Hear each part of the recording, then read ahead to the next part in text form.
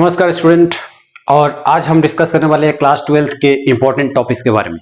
Board exam नज़दीक है और यहाँ पर आप सभी को पता होना चाहिए कि पहला पेपर अभी जो है आने वाला इकोनॉमिक्स होगा और इकोनॉमिक्स के बाद अकाउंट्स के पेपर होंगे जस्ट एक सप्ताह बाद, है ना। मैं इकोनॉमिक्स के बारे में बता दूंगा कि इंपॉर्टेंट टॉपिक्स जो है क्या क्या आता है और क्या क्या नहीं आता है।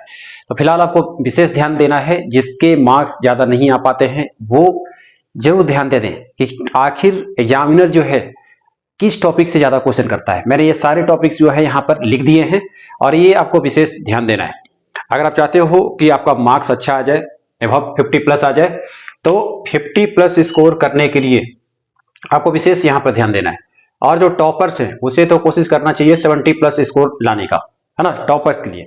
और विशेष जो एवरेज बच्चे हैं वो एटलीस्ट 50 प्लस तो लाने का कोशिश करें ही करें, है ना। 60 प्लस लाए, 50 प्लस लाए, ठीक है।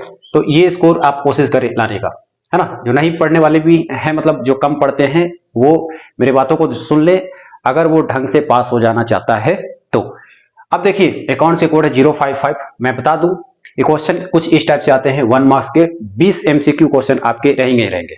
तो 20 एमसीक्यू में आपको कोशिश करना है कि वहां पर पढ़ के जाना है। सैंपल लगाइए।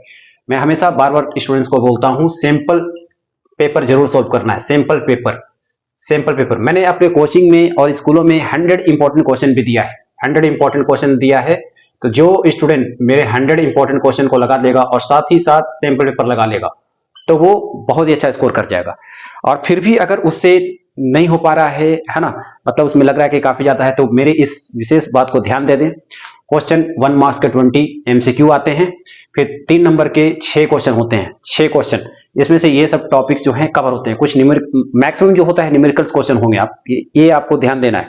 90% क्वेश्चन जो है न्यूमेरिकल्स ही आने हैं और थ्योरी क्वेश्चन बस 10%। इसलिए विशेष आप 90% न्यूमेरिकल पे ध्यान देंगे। अगर आप थ्योरी के चक्कर में हैं तो आप पास नहीं कर पाएंगे, है ना।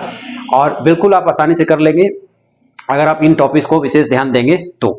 4 मार्क्स में देखिए 3 क्वेश्चन आते हैं। मैं बता दे रहा हूँ 4 नंबर के 3 क्वेश्चन आते हैं और 6 नंबर के 5 क्वेश्चन आते हैं। 5 नंबर में मैं बताऊंगा कि क्या क्या आता है और क्या क्या नहीं आता है। विशेष आपको देखिए। अब यहाँ पर सबसे important topic balance sheet of a company. Share का हमेशा लगभग पूछा जाता है ना। तो ये विशेष ध्यान दें। कभी इसको 3 नंबर में डाल देगा तो कभी इसे 6 नंबर में डाल देता है ना। तो ये आपको ध्यान रखने, मतलब इससे आपका चांसेस है कि 3 नंबर या फिर 6 नंबर, मतलब चांसेस कम है कि एक नंबर का तो कभी आता ही नहीं है, या फिर 4 नंबर। रेयर केस है कि 4 नंबर का आ जाए। परचेज कंसिडरेशन, ये हमेशा ये टॉपिक से मैक्सिमम जो है एग्जामिनर्स जो है हमेशा पूछता है। परचेज कंसिडरेशन फॉरफीचर से भी आ जाते हैं और रीइशू से भी कभी कभी आ जाते हैं, है ना। तो फॉरफीचर रीइशू वैसे देखा जाए तो परचेज कंसिडरेशन के बाद इसका ही अगला नंबर है ना। फॉरफीचर और रीइशू से आने का चांस है। परचेज कंसिडरेशन मैंने हमेशा बोले हैं एसेट्स लायबिलिटी, वो जो क्वेश्चन होता है सारे एसेट्स को डेबिट करते हैं, सारे लायबिलिटीज को क्रेडिट करते हैं। बाकी जो परचेज कंसिडरेशन जो हम पे करते हैं प्रेफरेंस शेयर से, इक्विटी शेयर से, वो वाला क्वेश्चन, है ना। तो ये आप जरूर देख लें। कॉल्स इन एरियर और कॉल्स इन एडवांस का क्वेश्चन भी आने हैं, मतलब इससे भी मतलब चांसेस होते हैं। तो ओवरऑल देखा जाए परचेज कंसिडरेशन और feature reissue, calls in arrear और कॉल्स ऑन एडवांस, इसके क्वेश्चन जरूर देखे जाए। डिवेंचर में आप देखेंगे तो डिस्काउंट के क्वेश्चन और रिडेम्पशन जो भुगतान करने का होता है ना। तो इस ये वाले क्वेश्चन हमेशा आता है, मतलब security premium, redemption on issue of security premium, है ना। तो इसके क्वेश्चन हमेशा डिवेंचर से आते ही आते हैं, मतलब ये 4 नंबर में या 3 नंबर में दे सकता है। Past adjustment profit and guarantee of a partner, ये क्वेश्चन हमेशा आता है, मतलब लगभग चांस है, मतलब 6 नंबर में आने का। पार्टनरशिप फंडामेंटल का है ये।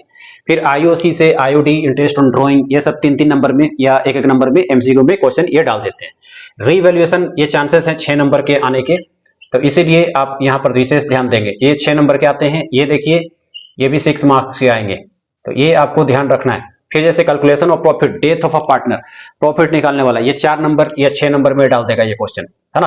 ये काफी आसान होता है। डेट के हिसाब से आपको प्रॉफिट निकालना होता है, जैसे आप बेसिक मैथमेटिक्स करते हो। फिर गुडविल के क्वेश्चन जैसे कि एवरेज प्रॉफिट, पास्ट एडजस्टमेंट, ये वाला टॉपिक से काफी ज्यादा आता है ना। फिर उसके बाद अगर आप देखोगे तो कैपिटल मेथड वाला क्वेश्चन, कैपिटल मेथड या फिर सुपर प्रॉफिट कैपिटलाइजेशन मेथड या सुपर प्रॉफिट से क्वेश्चन भी कई बार पूछे गए, है ना। तो ये आप विशेष ध्यान देंगे। उसके बाद देखिए कैश फ्लो स्टेटमेंट, हमेशा इससे 6 नंबर फिक्स है।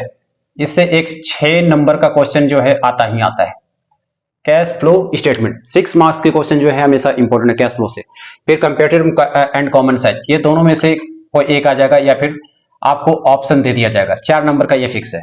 आफ्टर द रियलाइजेशन अकाउंट और इसका जर्नल एंट्री काफी इंपॉर्टेंट है। ये रियलाइजेशन अकाउंट ये हर वक्त आता है 6 नंबर में, तो ये आपको ध्यान देना है। इस स्ट्रेटेजी से पढ़े, आपके मार्क्स हमेशा अच्छा आएगा। अकाउंट्स में अच्छे नंबर से पास करना कोई बड़ी बात नहीं होती, बस आपको स्ट्रेटेजी पता होना चाहिए और प्रैक्टिस रहना चाहिए न्यूमेरिकल्स का।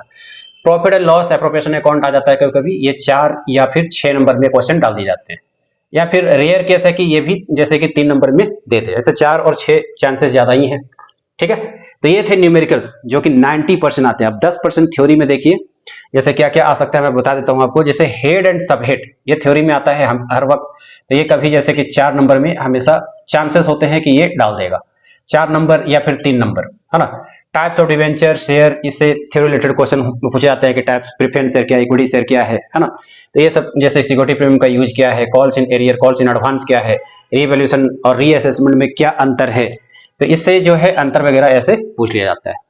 तो ये आप सारे टॉपिक्स को लगा के जाइए, और साथ में ये इंपॉर्टेंट बात आप सभी स्टूडेंट को मैं बोल देना चाहता हूं, I want to tell all the students that please solve sample paper.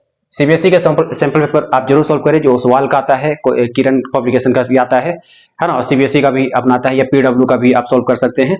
तो ये सैंपल लगा के जाए, है ना। और मेरे 100 इंपॉर्टेंट क्वेश्चन मैंने सभी स्टूडेंट्स को दिया है, ठीक है। ऑनलाइन मैंने अभी अब उपलब्ध नहीं किया है। ये इंपॉर्टेंट क्वेश्चन जो अकाउंट्स के हैं ये करके जाए।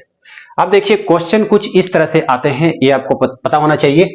ये पैटर्न है, एमसीक्यू डालेगा, फिर केस स्टडी बेस्ड क्वेश्चन जो कि 4 नंबर में आने के चांस होते हैं। असर्शन रीजन का क्वेश्चन लगभग 5 क्वेश्चन देते हैं, फिर स्टेटमेंट्स के क्वेश्चन 1-2 होता है, या फिर कभी कभी 4 दे देता है, फिर डायरेक्ट क्वेश्चन जिसमें आपके न्यूमेरिकल्स हो गए ये सब, ठीक है।